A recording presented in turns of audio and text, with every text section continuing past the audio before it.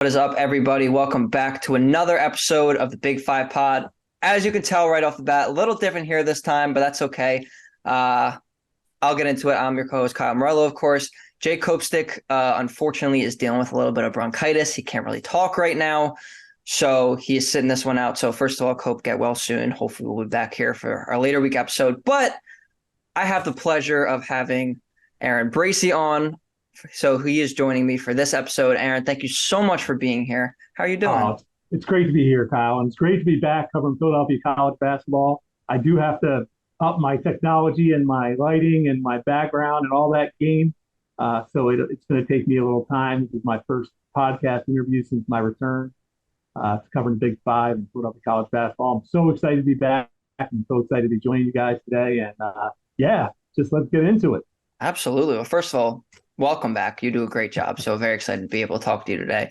Let's get into it. Obviously, Cope isn't here to run the break for his quick hitter. So I am going to be running the break today. Cope, I hit my mic, so maybe I'm not as good as you. But we got the ball. We're going to be running the break. Let's do this real quick. Only a couple things today, though. First things first, coming off of the win against Villanova, which we'll talk about in a second, Aaron. Drexel announced their NIL collective. I believe it is called Dragon Fire Collective. There wasn't like a ton about it right now, but obviously it's very big. NIL is huge right now, and Drexel getting into the space now is definitely important because you don't want to be left behind. There's a lot going on in NIL. So it's not officially associated with the university because there's some different weird rules with that within the CAA parameters, of course. But good on Drexel for opening their NIL collective, Dragonfire Collective. Good on them. And the other thing out of Hawk Hill, Christian Winborn will be transferring away. Listen, as we know, there's a lot of guards there. He's been sitting behind a few people, especially with the emergence of Xavier Brown as a freshman. I think that really did not help him whatsoever. So Winborn looking like he's going to be on his way out of Hawk Hill. So just a couple things to note here. Obviously, this is quick hitters for a reason. So Cope, I ran the break for you. And that is quick hitters, Aaron. All right. Listen, this episode is almost entirely going to be dedicated to what we saw on Saturday at the Wells Fargo Center for the Big Five Classic. Listen, I thought it was a phenomenal day. I don't know about you. We can get to that in a second. But first things first, we had a fifth place game that was kind of bonkers, kind of something we weren't expecting. Both in the result and in the score. Very low-scoring game that Drexel ended up upsetting number 18 Villanova 57-55. Aaron, what were your initial takeaways from this game? Yeah, it was shocking. It was shocking to me. I totally expected Villanova to come out just angry and ready to play. And, having lost at home to St. Joe's, having lost at the Lesser to Penn, both double-digit underdogs in those games. And they were just flat, Villanova. They were just flat. And, they weren't shooting the ball well. They continued to shoot from outside. I think the first half, they might have been 4 of 25. I got the box score right here from the outside. They finished the game 5 of 27 from three-point range. In the second half, they did try to make some adjustments and go inside, but even from inside, they weren't hitting. But it just, maybe it was just the shots that weren't going in, but it just seemed to me like it was a little bit more than that. It just did not seem into it. Just not, and sometimes missing shots can make you look bad. But I think there was just more to it. They just looked flat to me.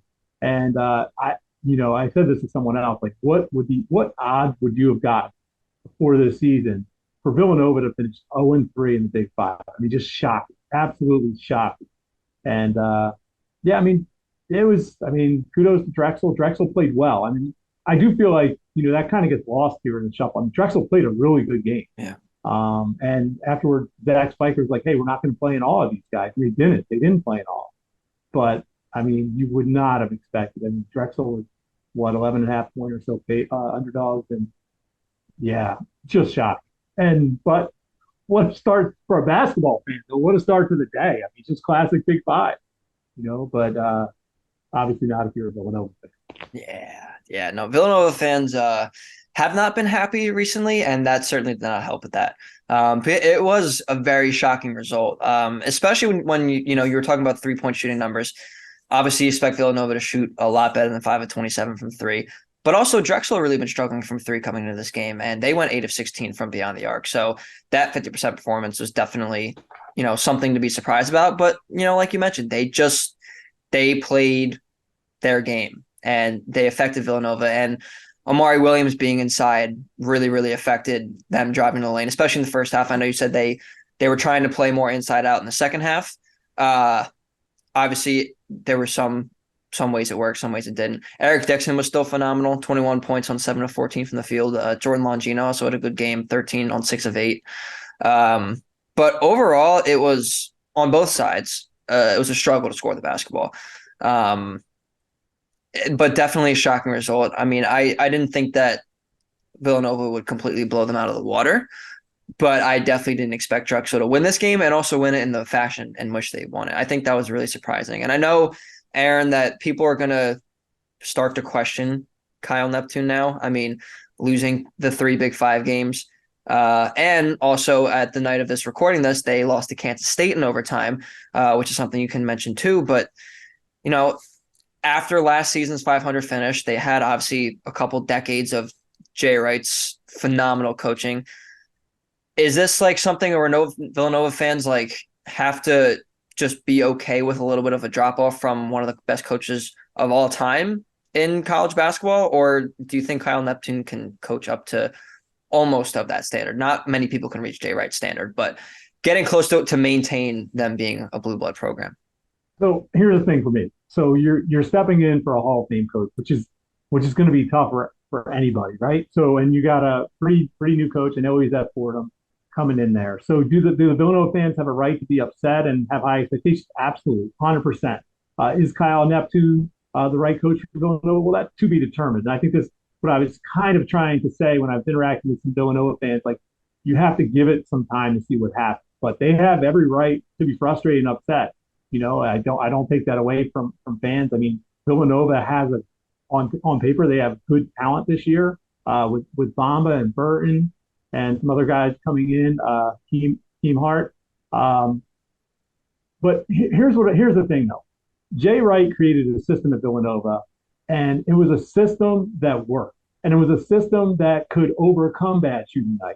Not shooting the ball. Well, they could beat you in so many ways under Jay Wright, and that was the beauty of what he did. But he also was able to develop that system with players who stayed in the program for 4 years. I mean, look at all the players that graduated, or if they didn't graduate, they were in the program for 4 years. And it takes time to develop a system. Kyle Neptune's in a different era, the NIL, with transfer portal, with just the immediacy of needing to win now. And it's just different. It's just different. Now, could Jay Wright be adjusting to? Yeah, I think Jay Wright would be doing a little bit better. But you're talking about probably one of the best coaches in college basketball in the last 25, 30 years. So, yeah, Villanova fans have every right to be upset. I would like to see a little bit more time, a little bit more rope for Kyle Neptune. At least, let's see what happens through the Big East schedule through the end of the season. They played really well tonight, I thought, at Kansas State, especially overcoming Justin Moore getting hurt. I think he only played 8 minutes, and he's obviously a big piece of their puzzle. But that's now 3 straight losses. They lost St. Joe's at home, at Drexel, now to Kansas State, and they have UCLA at home against Wells Fargo. And it's like now you kind of feel like it's like every time they lose, it's like, all right, here comes calls for the coach. I mean, that it is what it is. That's today's era. But the thing that kind of gets me is they look so good in the Bahamas. I watched all those games. They looked amazing. Incredible. And then they came home and it was like a different team. And I asked Kyle that. I was like, what happened? I asked him that after the game. I was like, what happened to make you look so great in the Bahamas and then look almost like a different team? And, kind of gave me a bit of a cliche answer, which is fine. Yeah. But, clearly it's not the same team, and Villanova fans have every right to be upset. Yeah. Yeah. I mean, I agree. I think the one thing for me, and I'm sure a lot of Villanova fans would agree with this, is just the lack of adjustments in the game, especially with 3 Philadelphia teams throwing the zone at them. I didn't watch a ton of the Villanova-Kansas State game tonight, so I don't know exactly what Kansas State did. I obviously know it was a very close game, and I saw the end of it. But the zone was really, really tripping them up. And there was 3 games of it against teams that were inferior to them. I know St. Joe's is obviously a very good team, but they're still inferior to Villanova talent-wise, and as is Penn and as is Drexel as well. And they just couldn't figure it out. And I know Drexel's switching off of it a little bit too, but whether it was a 2-3 or a 3-2, they were struggling. And I think that if I'm a Villanova fan, that's what I'm most frustrated with, because as a head college basketball coach, especially at a program like this, you should probably know how to beat a zone. Yeah. Whether it's in-game adjustments or, after the first one or the second one, you say, hey, teams are going to throw zone at us if they know that it's working. How do we counteract that? And the third game of this zone, they only scored 55 points. And Yeah, I obviously mean, the 5-27 is not going to happen every night from three, but yeah, I mean, it is a little bit surprising. I was thinking in the first half when they were misfiring against Drexel, I was thinking like, when are they going to start going inside? And they kept shooting from three and missing. Maybe that was part of their game plan. But like, Villanova has a great coaching staff, not a good coaching staff. They have a it's great. great coaching staff. Yeah. Mike Nardi has been there forever. Mike Nardi is a great coach. Ashley Howard is a great basketball coach. Yep. They have a great staff. So those guys know what they're doing.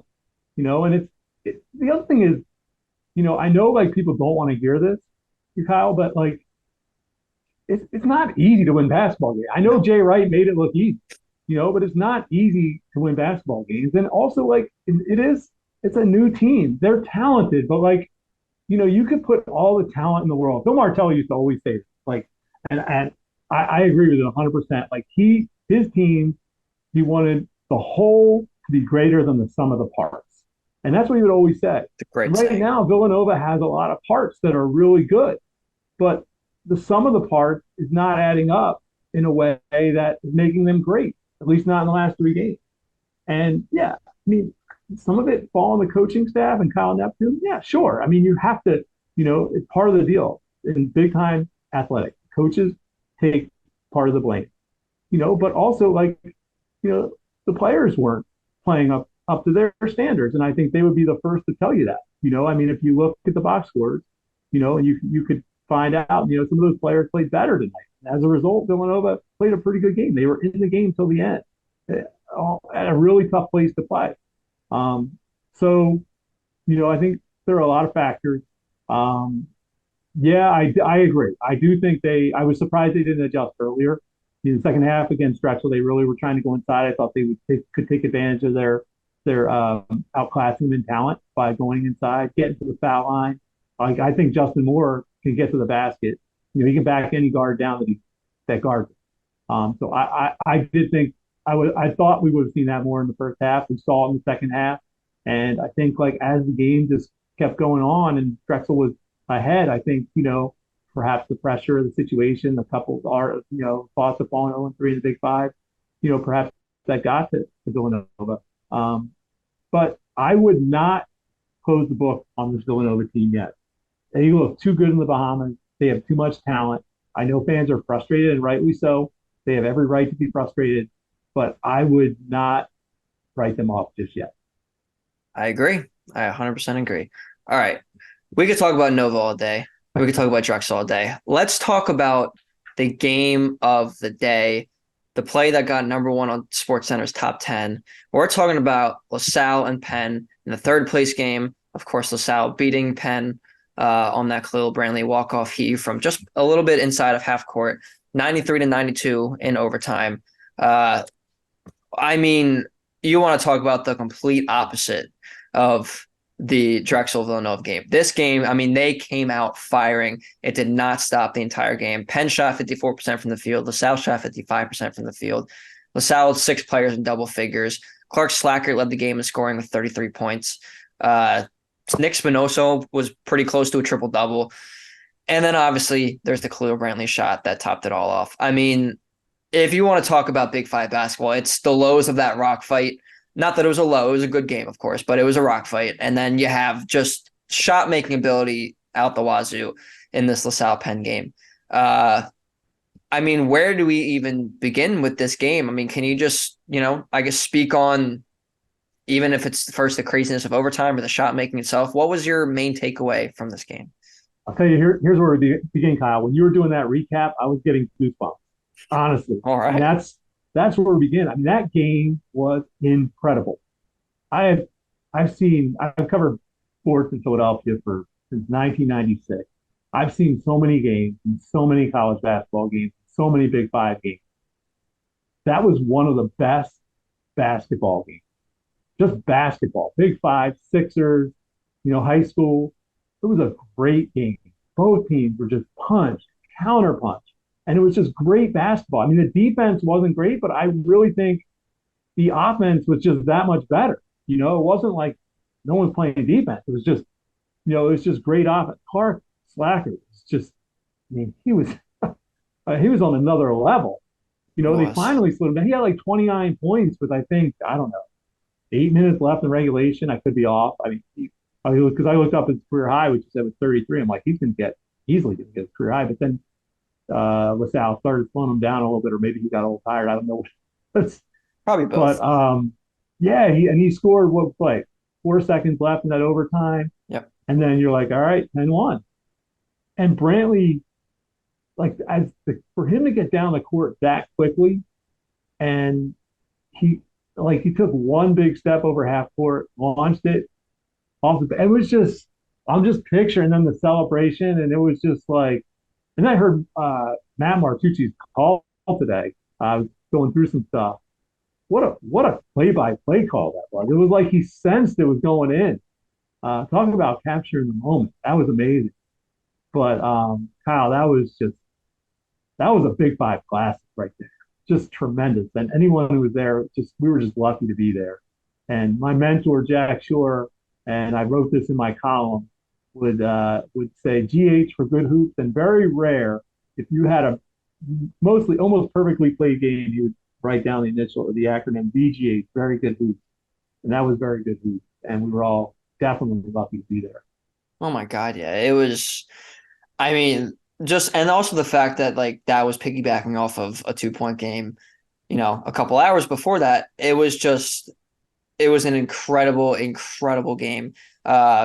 Same with me. I don't think I've watched as many basketball games as you. But I do think that that is one of the best basketball games I've ever seen as well. And I think I've seen some good ones. I mean, I was at the Catholic League Championship this past year, both of those games, and those was pretty good games on the high school ranks. But even in college and in pros, the ones I've been to in person, uh, that has to take the cake. I mean, the shot making was just ridiculous, and Clark Slacker was a flamethrower, and Khalil Brantley had 29 points of his own, or 24 points, excuse me.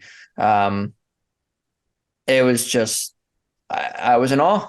I was in awe. It just helped, and it was funny because you know people going in were probably not as excited for this game as opposed to the other two because the first game had Villanova, and Villanova fans are going to show out, and they're the big brand of the Big Five, obviously. And the late game was the championship. Obviously, it's the most important game. You had two fan bases who were a little bit reinvigorated with the starts that they're on, and so this game was kind of the forgotten about one. But you have, and Kopchik said this to me before he left on Saturday that these are the two best coaches in the Big Five, in his opinion, and I think I agree with him as well. And Fran Dunphy, Steve Donahue. I mean, you have Mr. Big Five first of all, playing in this tournament at his alma mater, going against his former team, and two teams that have started the season pretty decent, but just kind of gotten forgot about. And of course, on top of LaSalle's three overtime game against Temple last Wednesday, just so many storylines going into these games, all three of them. But this game, I think, was the forgotten about game, and they let it be known that it should not have been forgotten about. Well, and that was the other thing you mentioned. I mean, for them to have played three overtime, what, 3 nights earlier, Yeah. 55 minutes of basketball.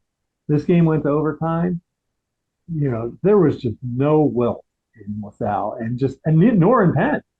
And it was just, for the first Big Five Classic to have a day like that with an upset to start the day, and then one of the best games you'll ever see with a number one Sports Center ending. I'm trying to think of a buzzer beater like that I've seen, you know, end in a game like that.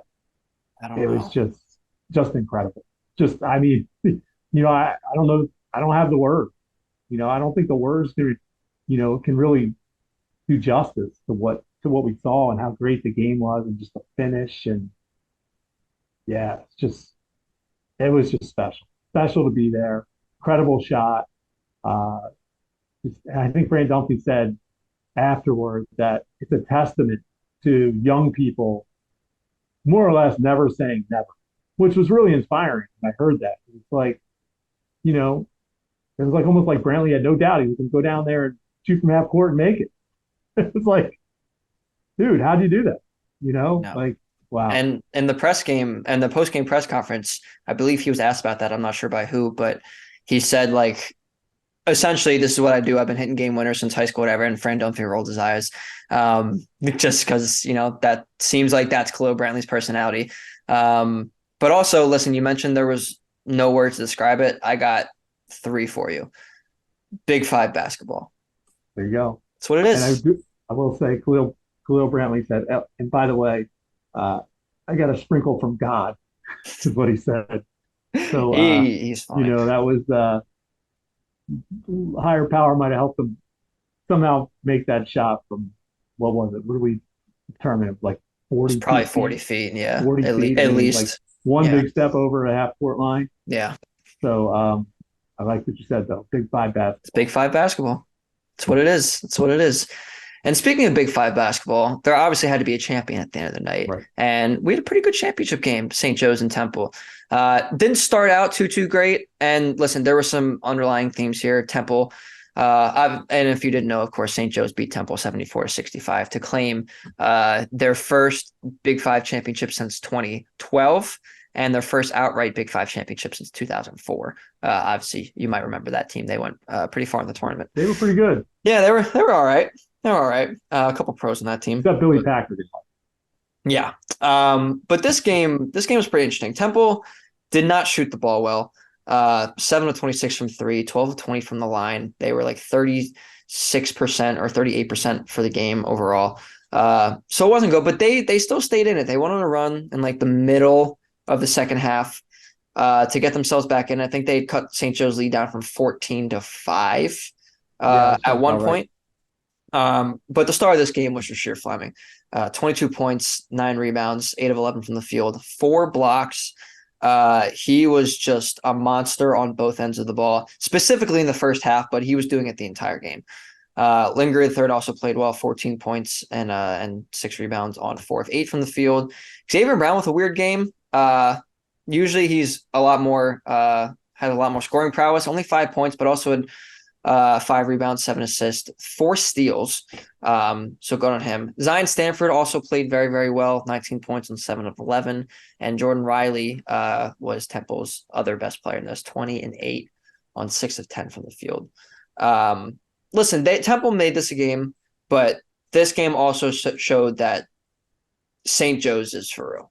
Obviously, they really showed they were for real when they beat a top 25 team in Villanova, but a lot of times you'll have teams will have this big anticipated game and they'll win like St. Joe's did in the Holy War. And then there's letdown spots. Now, obviously, this game had a lot of juice in it too because it was the Big Five Classic. They're playing for a Big Five title. I think all the players and Billy Lang knew what this was. Obviously, this was worth a lot.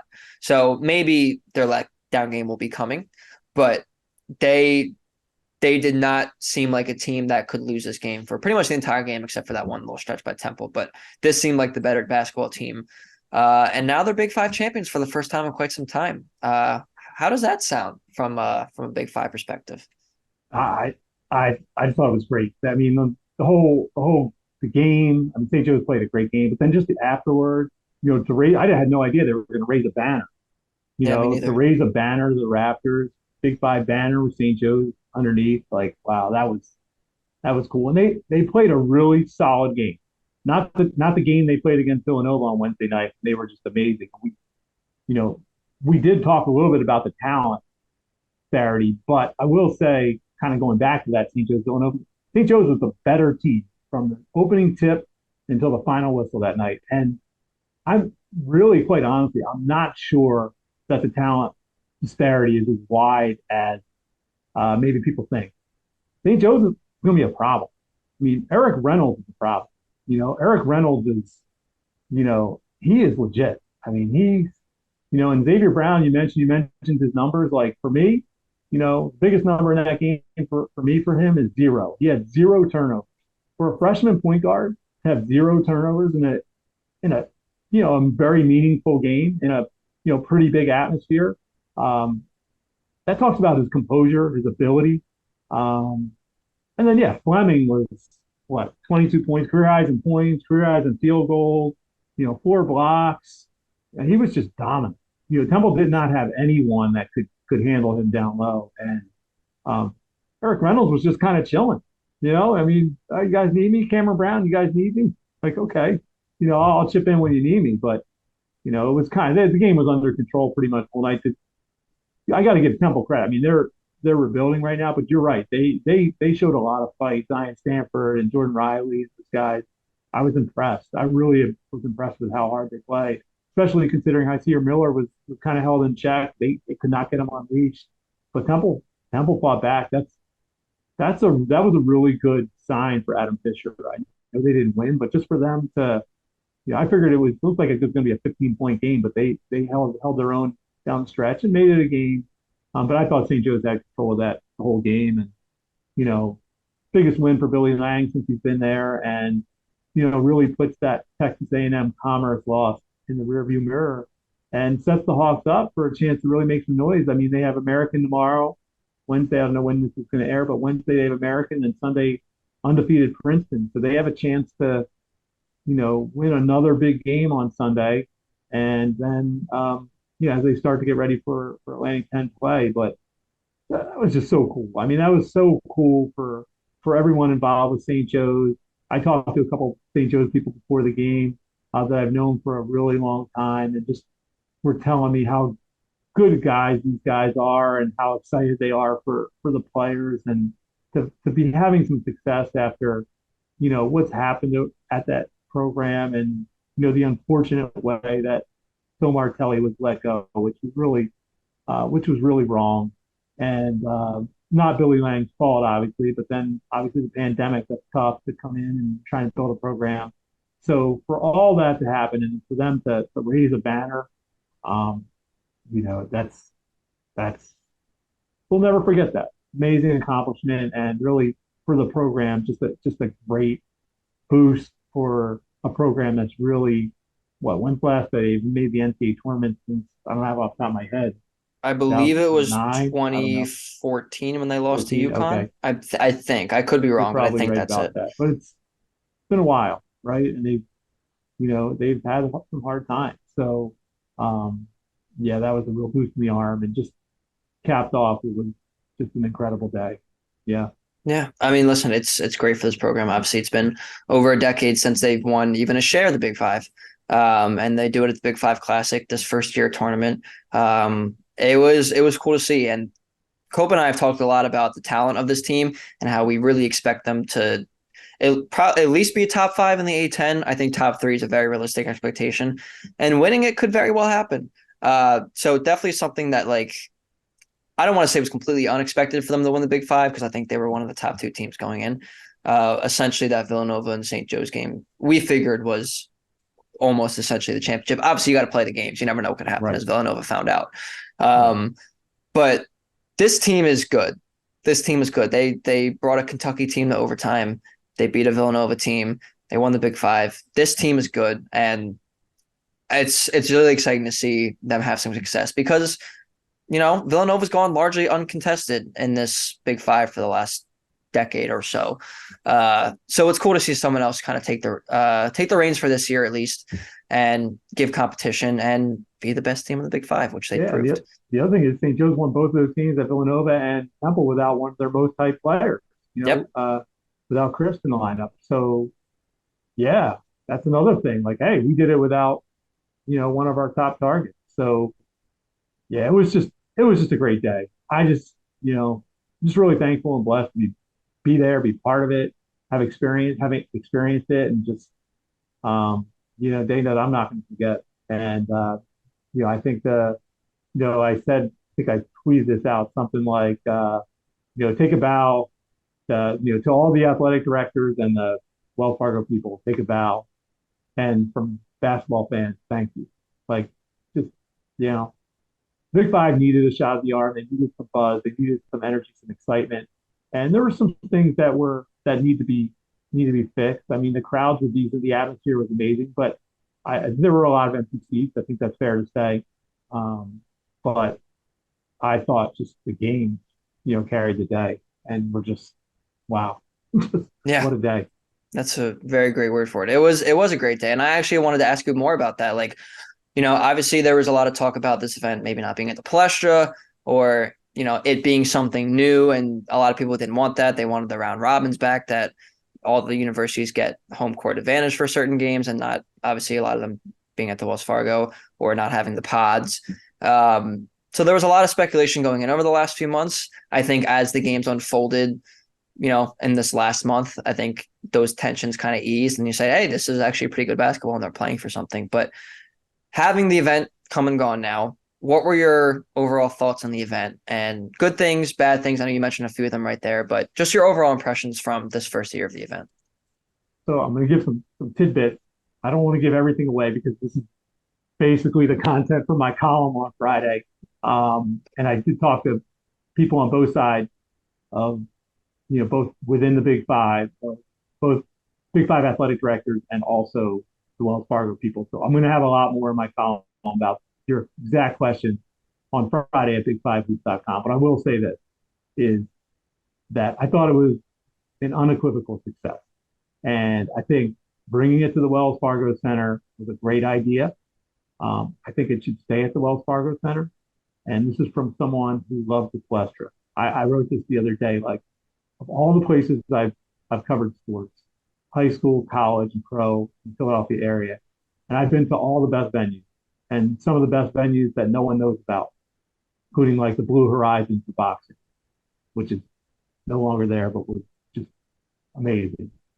The Palestra, particularly a sold out Big Five game where the corners are full, there's I've not experienced anything like that. Just the feeling and just it's like an otherworldly experience. That's the only way I can describe it. It's like being in heaven. But having said that, I just think the Wells Fargo Center is the place for this event. It has everything that the event needs. And it's different. Like sports fans, it's different today. It's not like before. Like I know a lot of people just want to be able to go somewhere and park. Something as simple as that. And that's a problem at the Flush. Especially when you're trying to get people like in and out. There's a bunch of games. And it's just different today. And I love the Palestra. And I want the Palestra to be part of the Big Five.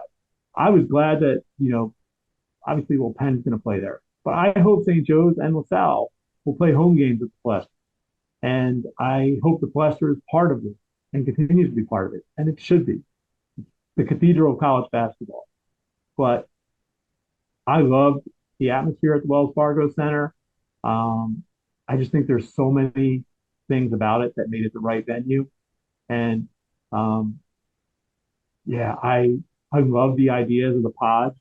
Um, and it just worked out perfectly to have those two Wednesday night games, St. Joe Villanova and LaSalle Temple were essentially semifinal games. And it just added to the excitement, it added to the buzz, and then carrying that into Saturday, to have three great games. Yeah, there's a couple more things I'm going to say on it, but uh, in general, I thought it was a success, and I definitely would vote for it to continue in the format that it did this year with a few minor tweaks that I'm gonna have to leave that one to the No, front. listen, I definitely don't want you to spoil your column. That's not definitely not what we want. But I mean, I 100% agree. I think if you call it anything but a success, I think you're lying. It was a phenomenal event. Obviously, the games help with that. We had two incredible games and one good game too, which was the Yeah. championship. But it was just, I think it was everything that the people who were hoping for a good event was hoping for. I mean, centrally located at the Wells Fargo Center, you're in not just an NBA arena, a really good NBA arena. The Wells Fargo Center is a really good venue. You're in a place where everyone can get to easily, whether it's by driving or by public transportation. You can send buses down there like some of the schools did for their students. Yeah, it stinks it's not the Palestra because the Palestra is one of the most iconic venues in all of college basketball. Especially when we're talking about specifically the Big Five. Obviously, it's the most iconic, but it worked out. You can get more fans in there. Obviously, I wish there were more fans in there. As we mentioned, the attendance was, maybe it was fine. It wasn't maybe everything that we were hoping for, but it was fun, and there was a buzz about it. Even if there wasn't, every single seat full, there was a buzz about it, and it was fun. And I think it was absolutely a success. I think the only critique overall I would have is that, and I don't know if you mentioned this in your column, you don't have to spoil it, but uh, I wish there wasn't a double header on Wednesday. I wish those games were spaced out a little bit more. I wish like maybe Temple of Salle was on Tuesday or vice versa. Um, just to get more days and more eyeballs on, the individual games and have a little bit more mystique that way. But that's it. And the two Wednesday games were great games anyway. And people were watching. So that's obviously a very good thing. But it's a good thing. And like you said, the Big Five did need a shot in the arm. And I think every coach that spoke at post-game press conferences said that this was great. And the Big Five maybe hadn't been doing as well. And this was probably something that it needed to revive it a little bit. And hopefully that momentum carries over. And I definitely think it's something that can happen. It was great. It was so fun. It was a great day to be a basketball fan, a college basketball fan, but most importantly, a Big Five basketball fan. All I can say is I second all that. All right. All right. For That's now. all For we need to now. know. All we need to know. All right. Well, listen, there's not, a ton of midweek action going on. Obviously, we had two games on this recording on Tuesday night with Princeton beating Drexel and Villanova losing to Kansas State in overtime there in Manhattan, Kansas. But overall, any final thoughts from you before we sign off?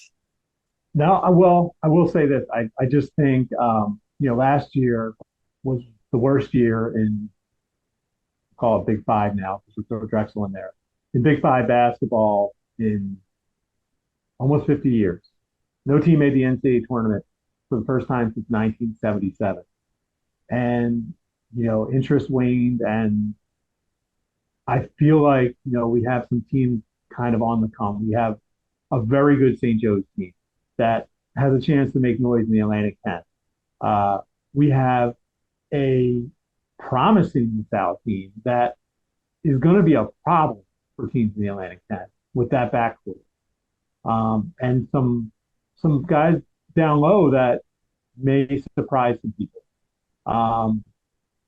Drexel, I would think they're going to be a factor in the CAA. So, it's going to take some time. It's going to take some time. But there's some promising signs. It's like, look how long it took Billy, right? But this is his fifth year. Um, Villanova, we'll see what happens. I still think they have a chance to be a good Big East team. So I haven't closed the book on that. And Penn, I mean, they're going to be an Ivy League contender. So, I think, I would be shocked if there's not an NCAA tournament team amongst the city this year. And I think I would be surprised if Temple, I mean, it's possible, I guess. I'd be surprised if Temple made it. But other than that, and I'd be surprised if LaSalle made it as promising as they've started here. They could surprise me though.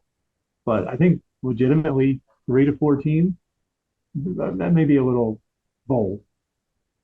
1 or 2 teams I think would probably be a fair estimate. So anyway, long story short, I think there's signs of hope again for Philadelphia college basketball. I think we have some really good teams, some amazing players.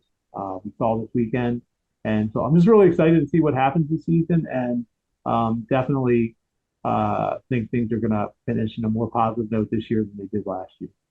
Yeah, I 100% agree. I mean, I think the Big Five could get 2 teams in, depending on how Villanova finishes and how St. Joe's does in the A10, and obviously Penn with the Ivy League tournament. You never know what can happen. Obviously, they have to get there first. I think they probably will. Whether it's that 3 or 4 seed, I mean, obviously Princeton is just an insanely good team. So we'll see what happens there. But anything can happen in the Ivy League. So Yeah, I agree. I think there's definitely at least one tournament team. I definitely think there can be two. Yeah. And it's exciting. I mean, you obviously want teams to be good, and last year was a disappointment, but also I think an aberration. I don't think that Yeah. happens very often. Especially, there was the Cam Whitmore injury, the Justin Moore injury, uh, Temple's whole season. We don't even need to get into it. Penn just coming up a little bit short in the Ivy League tournament against a really, really good Princeton team, as we saw. Uh, there was just a lot of factors, and there was unfortunate things. But this year, I think some of those things are being corrected. And listen, we've been saying it, but the Big Five's back. Yeah. Big Five's Absolutely. back, and you love to see it. Um, so yeah, that's all we got. But Aaron, thank you so much for coming on and talking Big Five Hoops with me. Very, very much appreciate it. Make sure you guys go check him out, big5hoops.com, especially for that article on Friday if you want to know about his thoughts on the Big Five Classic. And obviously some of the administrators' thoughts as well. But Aaron, thank you so much for coming on. We very, very much Hey, appreciate it. anytime, Kyle. You and Jake do a great job. Happy to come on anytime, and it was really fun. Really fun to talk about Big Five, and yeah, look forward to listening to your podcast and following you guys along all season. Thank you. That really means a lot. You have no idea. And of course, thank you guys all for tuning in. As always, we very much appreciate it. So make sure you subscribe to our YouTube channel. Make sure you follow us on Instagram and Twitter at Big Five Pod. And of course, make sure you check out our audio only versions on Apple Podcasts and Spotify. And make sure you check out Aaron on Twitter at Aaron_Bracy. And of course, big5hoops.com for everything you need to know from him. Thank you guys so much. I'm not entirely sure when we'll be back on next. It does depend on Cope's health a little bit. So if I don't see you this weekend, I'll definitely see you next week. Have a great night, everybody.